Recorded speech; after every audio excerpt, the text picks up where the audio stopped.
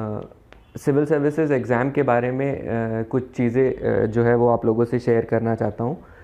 होता क्या है, स्टार्टिंग में जब नए बच्चे आते हैं तो उनके दिमाग में कई सारे डाउट रहते हैं इस एग्ज़ाम को लेके। तो ये जो स्टार्टिंग वाली वीडियो है इसमें मैंने यही ट्राई किया है कि उन डाउट्स को मैं क्लियर कर सकूं। और मुझे एक चीज़ लगी थी कि जब हम लोग प्रिपेयर करते हैं तो वहाँ पे क्या होता है कि स्टार्टिंग वाला जो फेज़ होता है वो बड़ा क्रिटिकल होता है, तो वहाँ पे काफ़ी सारा टाइम वेस्ट हो जाता है। तो what I have come up with कि मैंने एक प्लान बनाया है जो मैंने अपनी प्रिपरेशन के अकॉर्डिंग बनाया था, जो मुझे काफ़ी हेल्पफुल लगा था। तो उसी को देखते हुए मैंने 1 साल का पूरा एक प्लान बनाया था किस तरीके से चीज़ें करनी चाहिए, प्रिपेयर करने चाहिए। तो इस वीडियो में मैं वो प्लान आप लोगों के साथ शेयर करूँगा, और साथ ही साथ जो बेसिक डाउट्स होते हैं एक नए एस्पिरेंट के दिमाग में, वो भी मैं ट्राई करूँगा कि वो क्लियर कर सकूँ। जैसे कि बहुत लोगों को होता है कि कब किस टाइम स्टार्ट करना चाहिए, उन लोगों को ये समझ नहीं आता। और जब स्टार्ट करते हैं तो स्टार्टिंग में क्या करना चाहिए, और एनसीईआरटीज़ कौन सी पढ़नी चाहिए, आंसर राइटिंग कब करनी चाहिए, और बाकी सारी चीज़ें जो एक पूरे प्रोसेस में आती हैं सिविल सर्विसेज के, उसमें थोड़ा कन्फ्यूजन रहता है। तो वो मैं ट्राई करूँगा कि वो चीज़ें क्लियर हो सकें। ऐसे ही न्यूज़पेपर का होता है कि न्यूज़पेपर किस तरीके से पढ़ना चाहिए, करंट अफेयर्स किस तरीके से कवर करने चाहिए। तो ये बेसिक डाउट्स हैं जो हम लोग क्लियर करते हुए चलेंगे।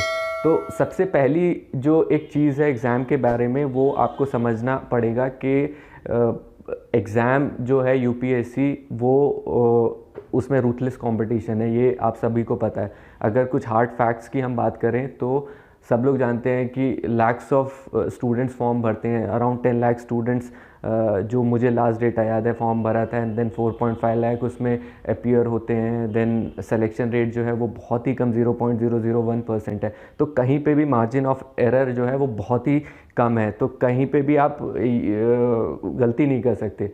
तो वही चीज़ मैं आपको ट्राई कर रहा हूँ इस चीज़ में समझाने के लिए कि स्टार्टिंग में आप इस एग्ज़ाम को किस तरीके से लेके चलें और आगे कैसे प्रोसीड करना है।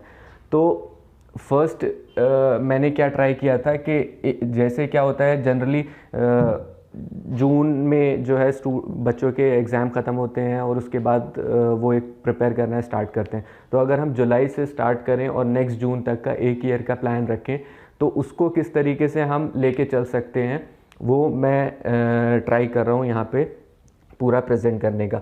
तो फर्स्ट जो 3 मंथ्स अगर हम देखें तो हमें मिलते हैं जुलाई, अगस्त एंड सितंबर।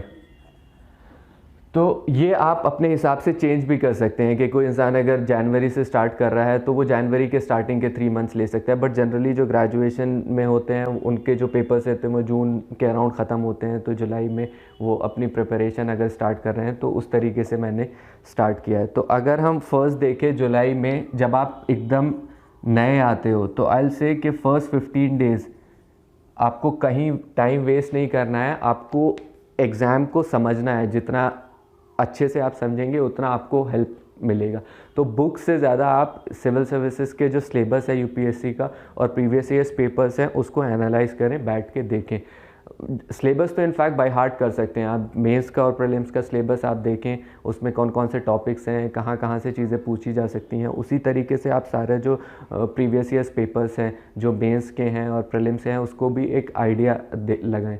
तो स्टार्टिंग में जो आपका टाइम है जितना ज़्यादा इस चीज़ में जाएगा उतना जल्दी आपको एग्ज़ाम की अंडरस्टैंडिंग होगी। होता क्या है कि बच्चे स्टार्टिंग में डिफरेंट बुक्स उठा लेते हैं एकदम से और आइडिया नहीं होता, वहाँ पे टाइम बहुत ज़्यादा वेस्ट होता है। तो आई विल सजेस्ट कि स्टार्टिंग के 15-20 दिन आप फोकस करें कंप्लीट प्रीवियस ईयर्स पेपर्स और सिलेबस के ऊपर।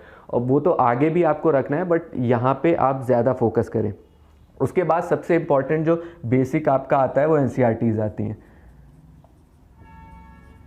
तो अब बच्चों को ये होता है कि एनसीईआरटीज़ कहाँ से स्टार्ट करनी चाहिए, 6 से स्टार्ट करनी चाहिए, 9 से स्टार्ट करनी चाहिए, 11 से स्टार्ट करनी चाहिए, 12 से स्टार्ट करनी चाहिए। तो मेरा मानना है आई विल सजेस्ट कि जो आप ग्रेजुएशन जब आप करके आ रहे हो तो बेसिक अंडरस्टैंडिंग आपको चीज़ों की होती है। तो आई विल से कि अगर आप 9 से भी स्टार्ट करेंगे एनसीईआरटीज़ तो सफिशेंट हो जाता है। और आपको ऐसा नहीं है कि सारे सब्जेक्ट्स की एनसीईआरटीज़ पढ़नी है, क्योंकि कभी ये होता है कि कुछ लोग बोल देते हैं कि 6 से 12 तक की जितने भी सब्जेक्ट्स हैं उनकी सबकी एनसीईआरटीज़ आप पढ़ लीजिए। अगर एल से कि साइंस की अगर एनसीईआरटी है, सपोज बायोलॉजी, केमिस्ट्री, फिज़िक्स, अगर इनकी पढ़ने लगेंगे आप 9th-12th की एनसीईआरटीज़, तो वो बहुत डिफ़िकल्ट हो जाएगा आपको करने में उसको। तो हिस्ट्री की एनसीईआरटीज़ अलग से के जो ओल्ड एनसीईआरटीज़ हैं या न्यू एनसीईआरटीज़ हैं वो आप पढ़िए। इकोनॉमिक्स की एनसीईआरटी है वो आप देखिए 11th क्लास की। ज्योग्राफी की 11th-12th की एनसीईआरटीज़ हैं 2, वो आप देख सकते हैं। इसी तरीके से मेन में कॉन्स्टिट्यूशन, जो पॉलिटी है, इंडियन कॉन्स्टिट्यूशन एट वर्क, वो 11th क्लास की एक बुक है, वो आप देख सकते हैं। तो जो ये जो बेसिक एनसीईआरटीज़ हैं वो आप पढ़िए, और वो भी डिपेंड करता है कि आपका लेवल कहाँ पे है। अगर आपको लगता है कि 11th-12th की या 9th की एनसीईआरटीज़ करके आपको काफ़ी हो जा रहा है तो आप वो भी कर सकते हैं, और आपको लगता है किसी किसी को ज्योग्राफी में प्रॉब्लम होती है तो वो 6 से एनसीईआरटी स्टार्ट करता है, तो वहाँ से भी स्टार्ट की जा सकती है। वो तो आपको डिसाइड करना है कि आपको किस उस पर आपको रखना है अपना। और यहाँ पे एक बड़ा इशू आता है नोट्स मेकिंग का। बहुत लोग बच्चे कन्फ्यूजन में रहते हैं कि सर नोट्स मेकिंग कब से स्टार्ट करनी चाहिए। तो मेरा तो सजेशन ये है कि आप फर्स्ट रीडिंग, सेकंड रीडिंग में नोट्स मेकिंग पे ज़्यादा फोकस मत करिएगा, क्योंकि एनसीईआरटीज़ ऑलरेडी बहुत क्रिस्प वे में लिखी हुई होती हैं। फर्स्ट रीडिंग जब आप करते हैं तो उसमें जितना हो सके उतना समझने का ट्राई कीजिए, अंडरस्टैंडिंग कीजिए। सेकंड थर्ड रीडिंग में जब आप आते हैं उस टाइम पे आप नोट्स मेकिंग के बारे में सोच सकते हैं, देख सकते हैं। तो स्टार्टिंग में फोकस करिए कि जो एक ब्रॉड आइडिया, बेसिक कंसेप्ट वो आप डेवलप कर सकें।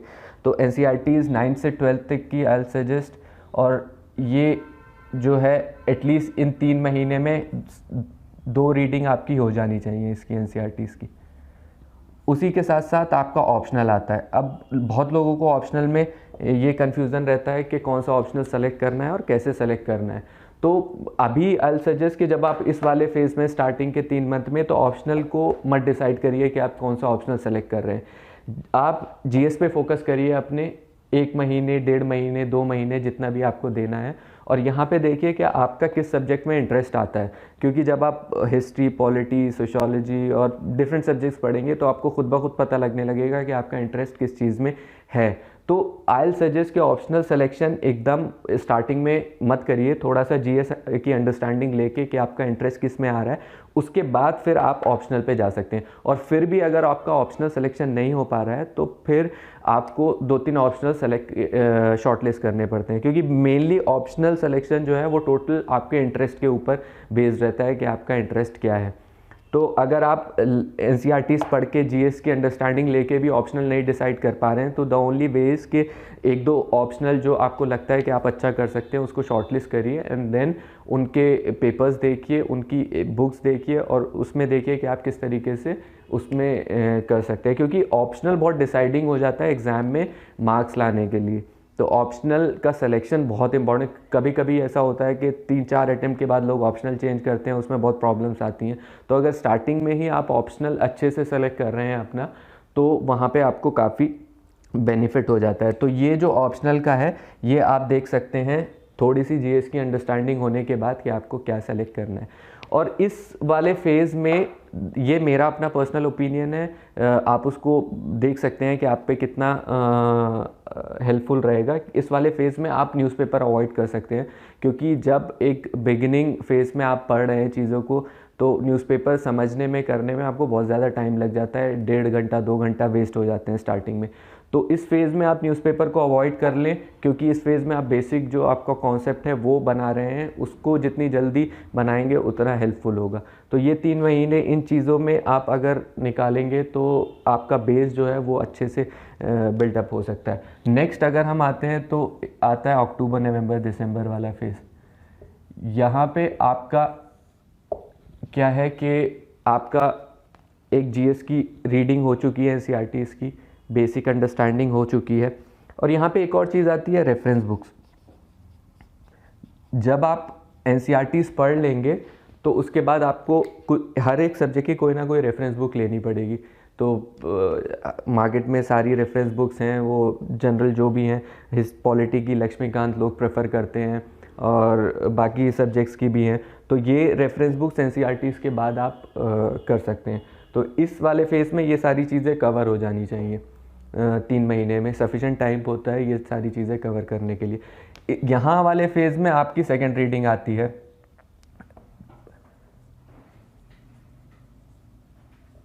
सब्जेक्ट्स का क्या होता है कि स्टार्टिंग की जो फर्स्ट रीडिंग होती है उसमें जो आपकी अंडरस्टैंडिंग होती है वो बहुत लेमन के टर्म्स में होती है। जब आप सेकंड थर्ड रीडिंग में जाते हैं, इस फेज़ में आते हैं, तो आप पिक्चर को बहुत एक हॉलिस्टिक वे में देख लेते हैं। तो यहाँ पे आपको सेकंड रीडिंग जो है यहाँ पे सब्जेक्ट्स की और रेफरेंस बुक्स की आनी चाहिए। ऑप्शनल जो है दिसंबर तक आपका कंप्लीट हो जाना चाहिए, ये इस फेज़ में रहता है, क्योंकि यहाँ पे आपका ऑप्शनल सिलेक्शन जब आता है तो मे बी अगस्त सितंबर, जब तक भी आप टाइम लेते हैं ऑप्शनल सिलेक्शन में, तो किसी भी ऑप्शनल को कंप्लीट करने के लिए एटलीस्ट 3 मंथ्स तो चाहिए ही चाहिए होते हैं। तो यहाँ पे एक बार तो एटलीस्ट आपका ऑप्शनल कंप्लीट हो जाना चाहिए सिलेक्शन के बाद, क्योंकि अगर यहाँ तक आपका ऑप्शनल कंप्लीट नहीं हो रहा है तो उसके बाद जो आगे की चीज़ें हैं उसमें आपको फिर प्रॉब्लम आएगी। तो दिसंबर तक ट्राई करें कि आपका ऑप्शनल कंप्लीट हो रहना चाहिए। ये 3-3 महीने के जो फेजेस मैं बना रहा हूँ, ये आप अपने हिसाब से भी इसको चेंज कर सकते हैं जब से आप स्टार्ट कर रहे हैं। तो मैंने तो एक ईयर का प्लान लिया है जो स्टार्ट होता है जुलाई से और एंड होगा जून पे। जनरली प्रीलिम्स भी जून में ही होता है। तो और यहाँ पे आई विल से कि यहाँ पे आप न्यूज़पेपर को स्टार्ट कर सकते हैं।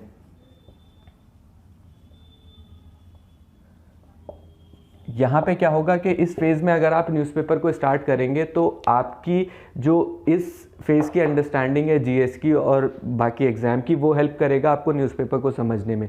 यहाँ वाला टाइम अगर आप न्यूज़पेपर को ज़्यादा देंगे तो आपका जो बेसिक जो प्रिपरेशन है वो कहीं ना कहीं अफेक्ट होगी। तो आई विल सजेस्ट कि इस वाले फेज़ में आप न्यूज़पेपर स्टार्ट करें और मैक्सिमम आप न्यूज़पेपर को 1 घंटे से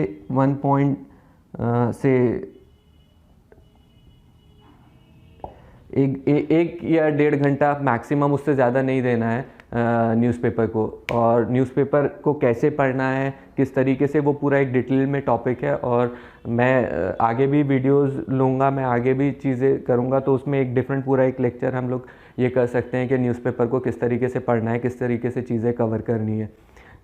तो यहाँ पे आप न्यूज़पेपर का स्टार्ट कर सकते हैं और यहीं पे आपको नोट्स मेकिंग पे भी अपना थोड़ा फोकस स्टार्ट करना पड़ेगा, क्योंकि जब आप न्यूज़पेपर पढ़ते हैं और आपकी थर्ड रीडिंग फोर्थ रीडिंग यहाँ पे आ जाती है इस वाले फेज़ में, उसके बाद आपकी जो नोट्स मेकिंग होती है वो इम्पॉर्टेंट हो जाती है।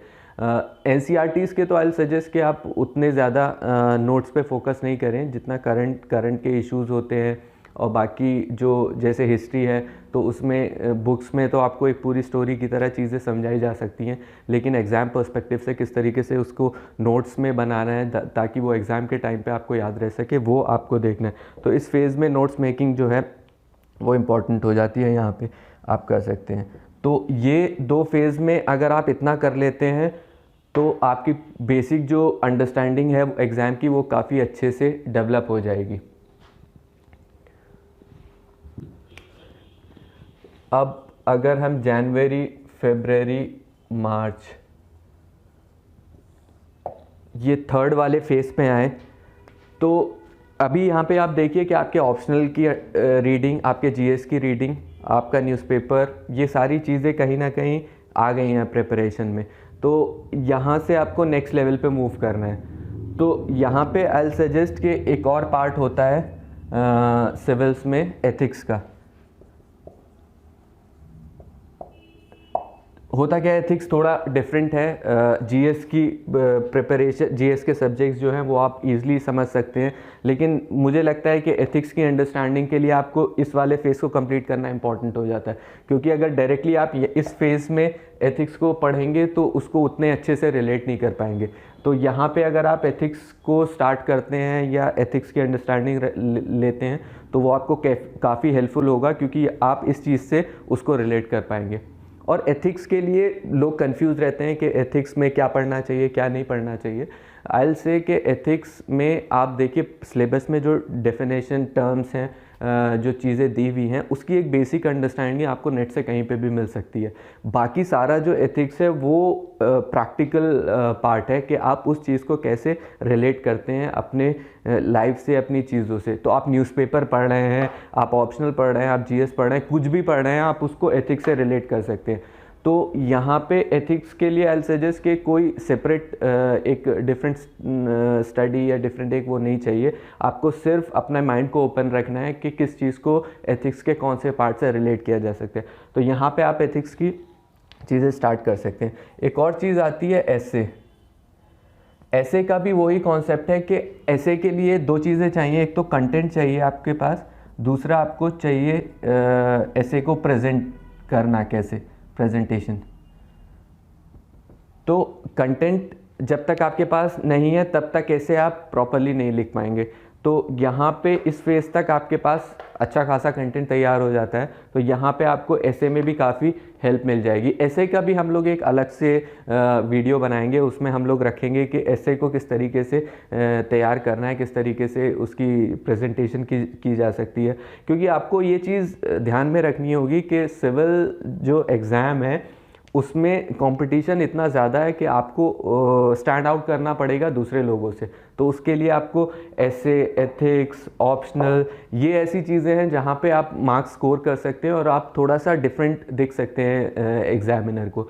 तो वो किस तरीके से की जा सकती हैं, किस तरीके से हो सकता है, उस पर हम एक सेपरेट वीडियो बनाएंगे, उस चीज़ को हम लोग देख सकते हैं।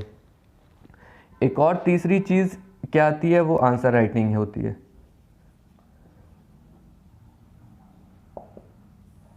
ये भी बहुत इंपॉर्टेंट हो जाती है, क्योंकि एक आपको ये समझना पड़ेगा कि कभी कभी बच्चों को लगता है कि अभी हम प्रीलिम्स की तैयारी कर रहे हैं, अभी हम मेंस की तैयारी कर रहे हैं और वो सारी चीज़ें डिफरेंट हैं, पहले प्रीलिम्स हो जाए फिर मेंस के करें। ऐसा कुछ नहीं है, क्योंकि अगर आप ये कर रहे हैं तो आपको प्रीलिम्स और मेंस दोनों को एक साथ लेके चलना पड़ेगा। और अगर आप राइटिंग में अच्छे से प्रैक्टिस नहीं कर पाएंगे तो प्रीलिम्स के बाद आपको उतना टाइम नहीं मिलेगा कि अपनी राइटिंग को इम्प्रूव कर पाएँ। तो अगर आप बहुत रेगुलरली भी नहीं लिख रहे हैं तो यहाँ पे आप स्टार्ट कर सकते हैं अपनी राइटिंग को। प्रीवियस ईयर्स पेपर्स उठा सकते हैं सिविल सर्विसेज के, उसके क्वेश्चंस कुछ लिख सकते हैं। वीकेंड्स पे आप ऐसे लिख सकते हैं, या दिन में 2-1 क्वेश्चन जो भी आपको लिखने हो। तो वो एक हैबिट डेवलप होगी आंसर राइटिंग की, जो आपको आगे हेल्प करेगी। तो जब प्रीलिम्स के बाद आपको मेंस लिखना है तो उस टाइम पे आप रेगुलर राइटिंग कर सकते हो, लेकिन यहाँ पे अगर हैबिट डेवलप नहीं हुई तो वहाँ पे प्रॉब्लम होता है। तो ये चीज़ भी उसमें आप स्टार्ट कर सकते हैं। एंड एक और चीज़ जो मुझे इम्पोर्टेंट लगी ना यहाँ पे, वो है ग्रुप स्टडी।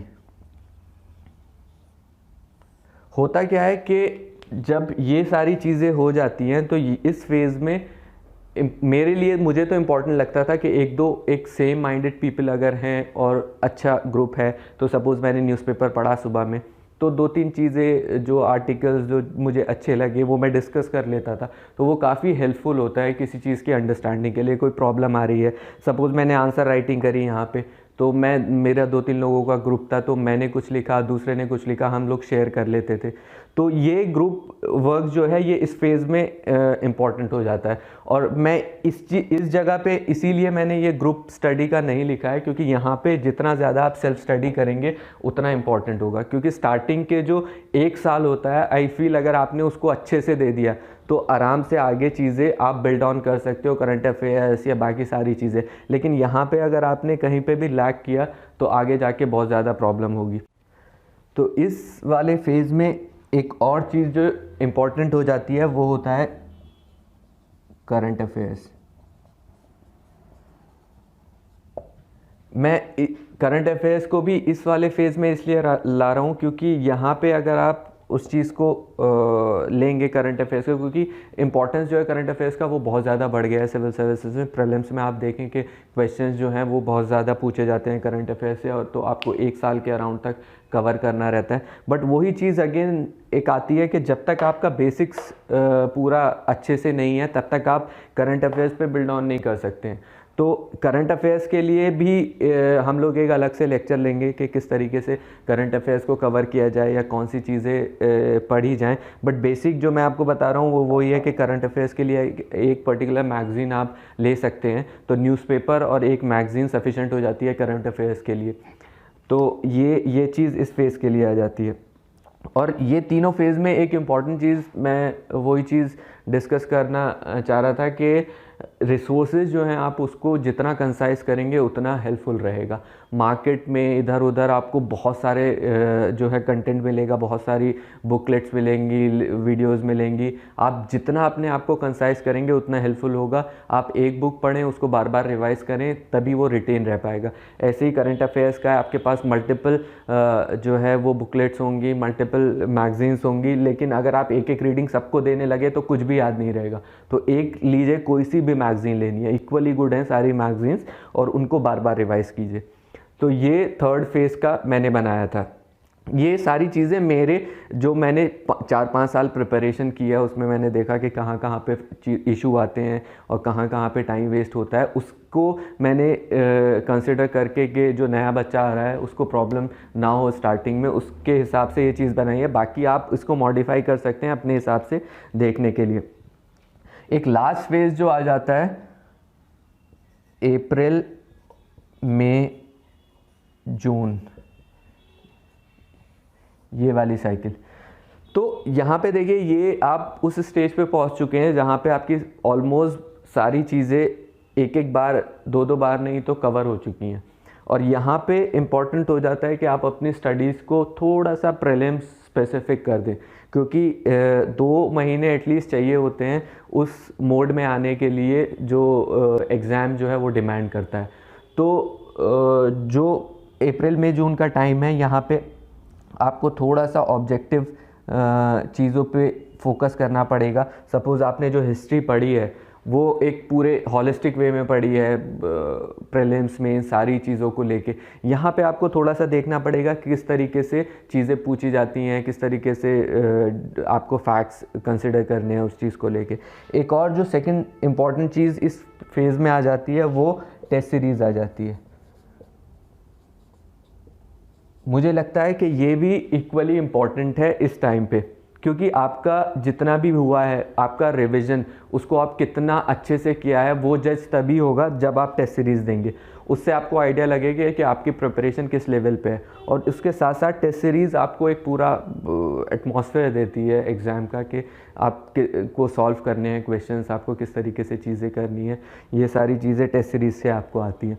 तो ऑब्जेक्टिव चीज़ें एग्ज़ाम में, लॉजिकल रीजनिंग और एग्ज़ाम को कैसे देखना है वहाँ पे, वो उसके लिए भी हम लोग एक अलग से वीडियो बनाएंगे, क्योंकि वो भी काफ़ी इम्पॉर्टेंट हो जाता है इस सारे पर्सपेक्टिव में। और एक जो थर्ड चीज़ है वो है रिवीजन। कभी भी ये मत सोचिएगा कि आपने जो पढ़ रखा है वो डायरेक्टली एग्ज़ाम में जाके आप अप्लाई कर सकते हैं। आपका रिवीजन बहुत इंपॉर्टेंट हो जाता है, और ख़ासकर इस टाइम पे, क्योंकि इस वक्त प्रीलिम्स बहुत करीब होता है और उस टाइम पे आपको फैक्ट, सारी चीज़ें आपके टिप्स पे होनी चाहिए। तो यहाँ पे रिवीजन भी बहुत इंपॉर्टेंट हो जाता है। और एक लास्ट चीज़ जो है वो करंट अफेयर्स है।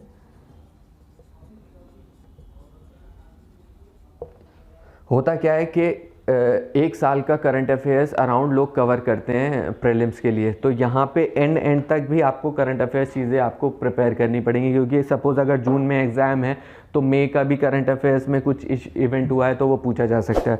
तो इस जगह पे आपको मेनली अपनी चीज़ों को सिस्टमैटिक वे में रेडी करना है प्रीलिम्स के लिए, वो टेस्ट सीरीज़ के थ्रू, रिवीजन के थ्रू, करंट अफेयर्स के थ्रू।